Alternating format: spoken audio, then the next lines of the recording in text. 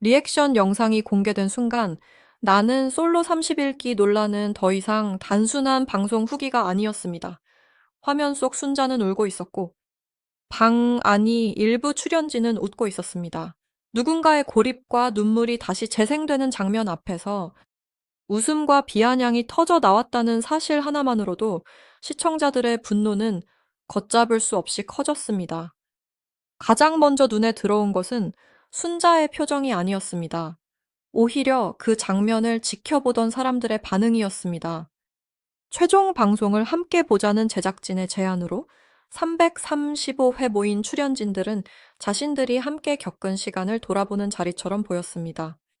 하지만 순자가 문 밖에서 눈물을 삼키는 장면이 나오자 분위기는 무겁게 가라앉지 않았습니다. 오히려 방 안에서는 웃음이 흘렀고 어떤 말들은 위로가 아니라 조롱처럼 들렸습니다. 그 순간 단 한 사람만 달랐습니다. 영철이었습니다. 모두가 가볍게 웃고 자극적인 반응을 쏟아낼 때 영철은 굳은 얼굴로 화면만 바라봤습니다. 그 침묵은 어떤 말보다 강했습니다. 시청자들이 영철을 다시 보게 된 이유도 바로 여기에 있었습니다. 누군가의 상처를 오락처럼 소비하는 분위기 속에서 그의 침묵은 최소한의 인간적인 선을 지키는 태도로 보였기 때문입니다. 순자가 겪은 고통은 그날의 리액션 영상에서 갑자기 시작된 일이 아니었습니다. 촬영장이라는 좁고 닫힌 공간 안에서 그녀는 이미 오래전부터 차가운 고립을 견디고 있었습니다. 밤마다 들려오는 말들은 자신을 향한 날 선 시선 설명할 수 없는 거리감은 순자의 몸과 마음을 서서히 무너뜨렸습니다. 결국 그녀는 극심한 통증으로 응급실에 실려갔고 그 밤은 단순한 불편함이 아니라 한 사람이 한계까지 밀려난 순간으로 남았습니다. 더 충격적인 장면은 다음 날 아침이었습니다. 병원에서 겨우 응급처치를 받고 돌아온 순자는 제대로 몸을 가누기도 힘든 상태였습니다. 그런데도 그녀는 주방에 섰습니다. 자신을 외면했던 사람들을 위해 경상도식 떡국을 끓였습니다. 그것은 단순한 아침 식사가 아니었습니다. 오해를 풀고 싶다는 마지막 손짓이었고, 그래도 함께 지낸 사람들에게 인간적인 예의를 지키고 싶다는 순자의 마지막 마음이었습니다. 하지만 그 선의는 따뜻하게 돌아오지 않았습니다. 광수의 반응은 많은 시청자들에게 깊은 불쾌감을 남겼습니다. 몸은 괜찮으냐 하는 말보다 고생했다는 한마디보다 밥을 당연하게 여기는 듯한 태도가 먼저 보였기 때문입니다. 순자가 밤새 어떤 고통을 겪었는지 알고도 그랬다면 더 잔인했고 몰랐다 해도 최소한의 관심조차 없었다는 뜻이었습니다. 이 장면은 순자가 왜 더 이상 그들과 같은 자리에 머물 수 없었는지를 설명하는 결정적인 장면이 되었습니다. 논란의 불씨를 더 키운 인물은 상철이었습니다. 그는 변호사라는 직업적 배경 때문에 더 큰 책임감을 기대받았습니다. 억울한 사람의 입장을 이해하고 약자의 목소리에 귀를 기울여야 할 사람이라는 기대가 있었습니다. 그러나 리액션 영상 속 그의 말은 정반대로 받아들여졌습니다. 순자가 문 밖에서 듣고 있는 장면을 보며 왜 앞에서 듣고 있느냐는 식으로 말한 대목은 피해자의 고통보다 피해자의 위치를 문제 삼는 말처럼 들렸습니다. 시청자들이 분노한 이유는 단순히 말투 때문이 아니었습니다. 순자가 왜 그곳에 서 있을 수밖에 없었는지, 왜 방 안으로 들어가지 못했는지, 그 상황을 만든 공기와 관계가 무엇이었는지를 보려 하지 않았기 때문입니다. 더구나 논란 이후 상철이 현장 분위기는 좋았고 방송 편집으로 오해가 생겼다는 취지의 해명을 내놓자 여론은 더 차갑게 돌아섰습니다. 사람들은 편집보다 리액션 영상 속 표정과 말, 그리고 그 안에서 드러난 태도를 보고 있었습니다. 특히 상철이 7년이 넘는 보험사 사내 변호사 경력과 로펌 배경을 가진 인물로 알려졌다는 점은 논란을 더 키웠습니다. 법을 말하는 사람이라면 더 신중해야 했고, 누군가의 고통을 판단하기 전 그 사람이 왜 그런 위치에 놓였는지 먼저 살펴야 했습니다. 그러나 그의 발언은 많은 사람에게, 피해자에게 다시 책임을 묻는 말처럼 들렸습니다. 그래서 시청자들은 묻기 시작했습니다. 저런 태도로 과연 법정에서 누구의 억울함을 말할 수 있느냐고 말입니다. 순자의 선택은 조용했지만 단호했습니다. 리액션 영상이 공개된 뒤 순자는 개인 사회관계망 서비스에서 경수를 제외한 30일기 출연진 전원을 언팔로우했습니다. 이것은 단순한 감정 싸움으로 보이지 않았습니다. 그녀가 자신의 인생에서 더 이상 그 사람들을 남기지 않겠다는 선언처럼 보였습니다. 특히 경수만 남겨두었다는 사실은 더 큰 의미를 가졌습니다.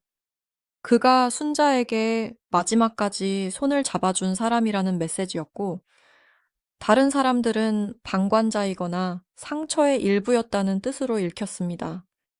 이 행동 이후 대중의 반응은 순자에게 기울었습니다. 많은 누리꾼들은 순자가 얼마나 몰렸으면 이렇게까지 했겠느냐고 말했습니다.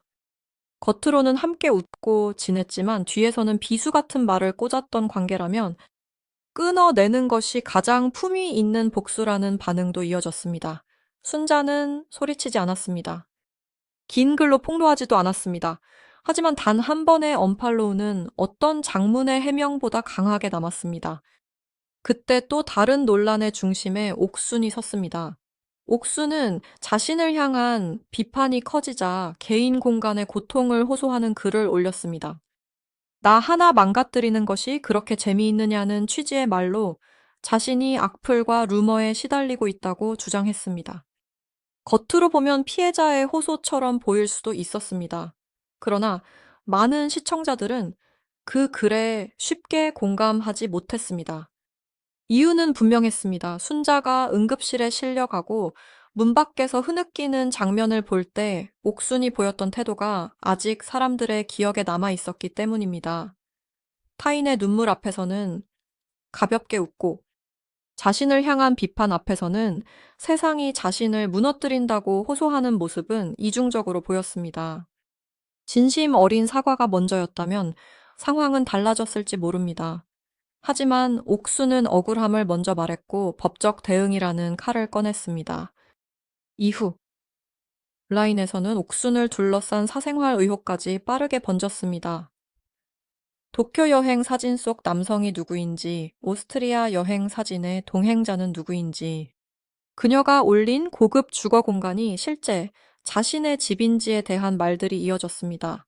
옥수는 출산한 친구의 집일 뿐이라고 해명했고, 어머니의 오랜 투병에 관한 소문도 사실과 다르다고 반박했습니다. 그러나 해명이 이어질수록 의혹은 잦아들기보다 더 많은 질문을 낳았습니다. 옥수는 허위 사실과 모욕, 명예훼손에 대해 고소하겠다는 입장을 내세웠습니다. 하지만 이 결정은 여론을 진정시키지 못했습니다.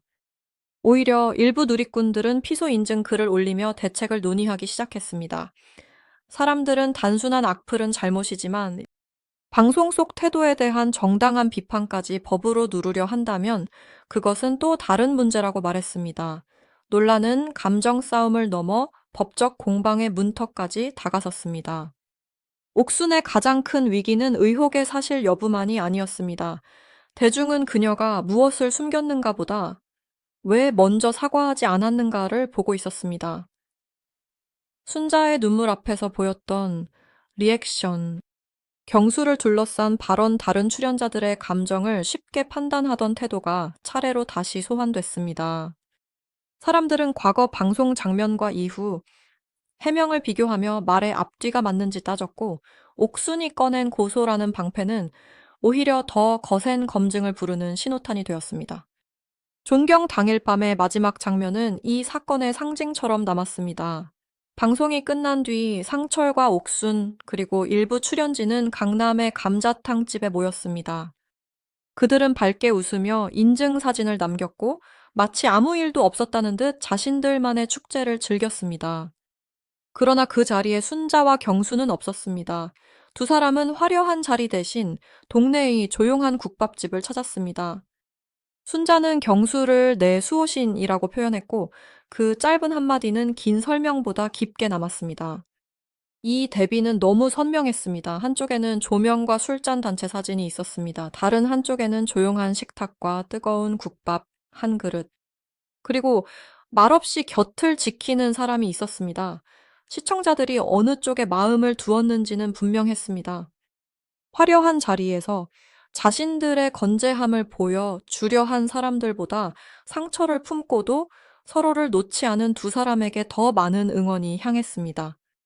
이 사건을 더 아프게 만드는 것은 순자가 처음부터 싸우려 한 사람이 아니었다는 점입니다. 그녀는 소란을 만들기보다 참는 쪽을 택했고 억울함을 폭발시키기보다 관계를 회복하려는 쪽에 가까웠습니다. 응급실에 다녀온 다음 날 떡국을 끓였다는 장면은 그래서 더 크게 남습니다. 몸이 무너진 사람이 다시 주방에 섰다는 거는 최소한 그 순간까지는 순자가 끝까지 인간적인 연결을 포기하지 않았다는 뜻이기 때문입니다. 하지만 리액션 영상은 그 마지막 기대마저 무너뜨렸습니다. 촬영 당시의 상처가 방송을 통해 다시 재생됐고 그 장면을 보던 동료들의 웃음이 한 번 더 상처를 만들었습니다. 순자에게는 그 웃음이 단순한 리액션이 아니었을 것입니다. 자신이 견뎌낸 밤, 병원으로 향하던 시간 돌아와서 끓였던 떡국, 그 모든 순간이 한꺼번에 부정당하는 느낌이었을 것입니다. 그래서 전원 언팔로우는 감정적인 충동이 아니라 더 늦기 전에 자신을 지키기 위한 마지막 선 긋기처럼 보였습니다. 반대로 남은 출연진에게는 이 장면들이 쉽게 지워지지 않는 낙인이 되었습니다. 방송은 끝났지만 화면은 남았고 말은 기록됐고 웃음은 반복해서 재생됐습니다. 누군가를 몰아쓴 사람이 끝까지 기억되는 이유는 그가 직접 한 말 때문만이 아닙니다. 침묵해야 할 순간에 웃었고 사과해야 할 순간에 변명했으며 돌아봐야 할 순간에 다시 자신을 피해자로 세웠기 때문입니다. 결국 이번 논란이 남긴 것은 단순한 출연진 간의 갈등이 아니었습니다. 누군가의 눈물을 예능의 장면으로만 소비할 때 그 웃음이 얼마나 잔인하게 보일 수 있는지 드러난 사건이었습니다. 또한 침묵이 때로는 가장 강한 증언이 될 수 있고 조용한 단절이 가장 분명한 항의가 될 수 있다는 사실도 보여주었습니다. 순자와 경수의 국밥 한 그릇은 강남의 시끄러운 감자탕집보다 더 많은 말을 하고 있었습니다. 화려한 조명 아래서 웃은 사람들이 아니라 상처 속에서도 서로의 손을 놓지 않은 두 사람이 마지막 장면의 중심에 남았습니다.